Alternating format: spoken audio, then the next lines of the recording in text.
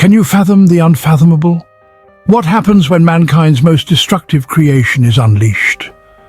Picture for a moment humanity's most potent instrument of devastation, the nuclear weapon. Born out of the turmoil of the mid-20th century, these devices of destruction wield a power so immense that they can reshape landscapes, cities, and even the course of civilization itself. Today, there are thousands of these weapons scattered across the globe, each one capable of wreaking havoc on a scale beyond comprehension. Their destructive potential is achieved through a chilling symphony of nuclear radiation, thermal flash and blast wave, each element contributing to an explosion of cataclysmic proportions. The immediate effects alone can cause direct radiation within a mile of the explosion, vaporize the weapon into a hot gas, and create a blast wave potent enough to level cities. And yet, that is only the beginning. The aftermath of such an explosion brings with it a whole new level of destruction, with fires, severe burns, and long-term effects on our global climate. So brace yourself as we delve into the unimaginable aftermath of a nuclear holocaust. Now let's delve into the unimaginable aftermath of a nuclear holocaust. Picture this: the clock strikes zero and the world as we know it changes forever. A nuclear detonation, a cataclysmic event of epic proportions, unfolds in a sequence of devastating stages. The initial burst of nuclear radiation, a lethal shower of gamma rays and neutrons, wreaks havoc within a mile of the explosion. This invisible killer penetrates everything in its path, indiscriminate in its lethal reach. Almost simultaneously, an intense thermal flash engulfs the area, radiating X-rays and heat. This searing wave of energy vaporizes the weapon itself, creating a hot, destructive gas that engulfs everything in its path. Temperatures skyrocket, causing fires and inflicting severe burns up to 20 miles away. Imagine a summer's day multiplied 1,000-fold, a heat so intense it can melt steel and turn sand into glass. Then comes the blast wave, a wall of compressed air that carries about half of the bomb's explosive energy. This rapidly expanding fireball flattens everything in its path, causing most of the physical destruction. Overpressure from the blast wave can level buildings, uproot trees, and hurl debris like deadly shrapnel. This is the force that reduces cities to rubble, a tidal wave of destruction that sweeps away everything in its path. And yet, the devastation doesn't stop there. In the wake of the explosion, fires ignited by the intense heat can coalesce into a firestorm, a cyclone of flames that incinerates everything it touches. The destructive radius of a nuclear weapon depends on its explosive yield, but even a single detonation can cause unimaginable destruction.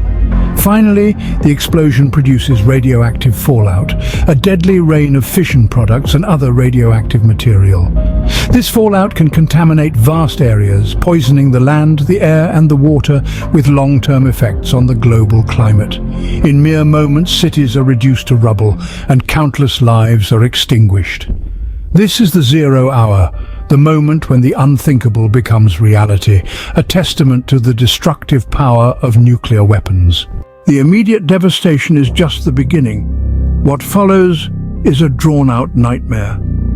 Imagine, if you will, the days and weeks following a nuclear explosion. The initial blast, as catastrophic as it is not the end, but rather the onset of a new, grimmer reality. The world around you is altered beyond recognition, but the real horrors are only beginning to unfold. Now let's talk about the radioactive fallout. When a nuclear weapon detonates, it vaporizes everything within its immediate radius, including itself. This creates a hot gas that radiates X-rays, gamma rays, and heat, which then rise into the atmosphere, carrying with them fission products and other radioactive material. These deadly particles then fall back to Earth, blanketing the landscape in a lethal dust known as fallout. This fallout can have far-reaching long-term effects, contaminating the soil, the water, and the air we breathe, making survival a formidable challenge. Then there's the nuclear winter. The fires ignited by the explosion can coalesce into a firestorm, sending a plume of smoke and soot into the stratosphere. This can block out the sun, leading to a drop in global temperatures, a phenomenon we call a nuclear winter. This could trigger a devastating chain reaction, disrupting ecosystems and leading to widespread famine. The health effects are equally horrifying. Exposure to high levels of radiation can cause immediate sickness and death. Those who survive may suffer from long-term health issues, including cancer and genetic damage, the effects of which can be passed down through generations. The societal impact is no less severe. The infrastructure we rely on for survival would be obliterated. The collapse of health services, food production and transportation systems would make survival a daily struggle.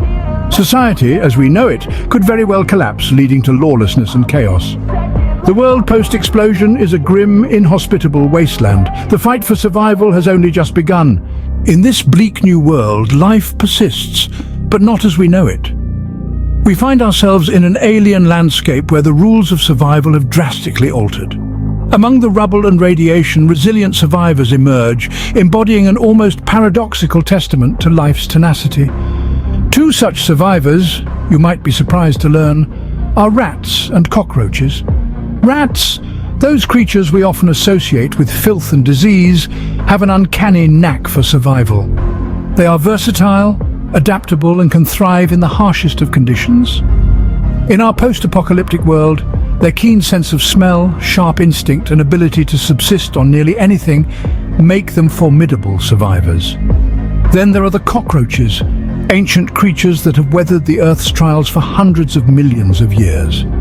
These seemingly indestructible insects have a knack for thriving in the most inhospitable environments.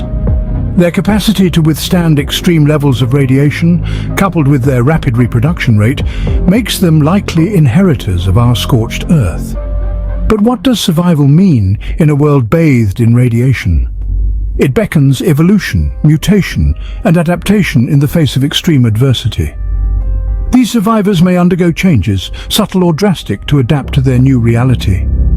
Life, in its unending quest for survival, may take on forms we can scarcely imagine, shaped by the harsh hand of nuclear fallout. Yet as we contemplate these grim prospects, let's not forget the resilience of life itself.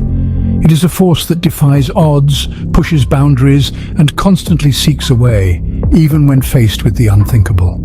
For rats and cockroaches, survival in a post-nuclear world isn't just about enduring. It's about evolving, adapting, and indeed, thriving. Life endures, but it is a twisted reflection of the world we once knew. Yet, in this reflection, we can find a strange form of hope. For if life can persist in such a world, it speaks volumes of its indomitable spirit and perhaps of ours. Amidst the desolation, the indomitable human spirit struggles to rise from the ashes. In the wake of such catastrophic devastation, one might question the possibility of survival, let alone recovery. Yet history has shown us time and again that we as a species are nothing if not resilient. It is our willpower, our tenacity, and our insatiable desire to endure that defines us. In the aftermath of a nuclear holocaust, the world as we know it would be irrevocably altered. The landscape would be reshaped, societies would crumble, and the very fabric of our existence would be put to the test. Yet within this dystopian reality, the potential for survival remains. It is within the human spirit to adapt, to innovate, to overcome.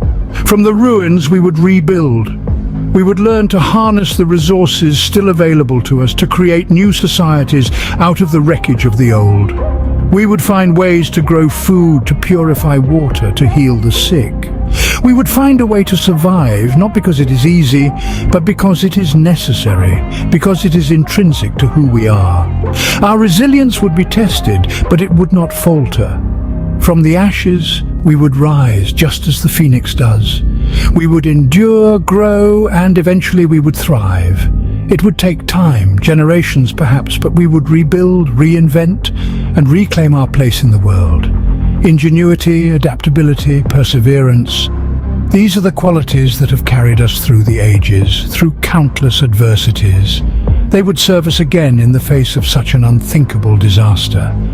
And so, even in the face of a nuclear holocaust, when the world seems to be teetering on the edge of oblivion, the enduring human spirit would shine through.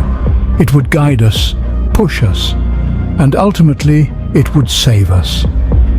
In the face of unimaginable hardship, the flame of humanity flickers but does not go out. This is a future we must strive to avoid at all costs. The aftermath of a nuclear holocaust isn't a narrative we want to be part of.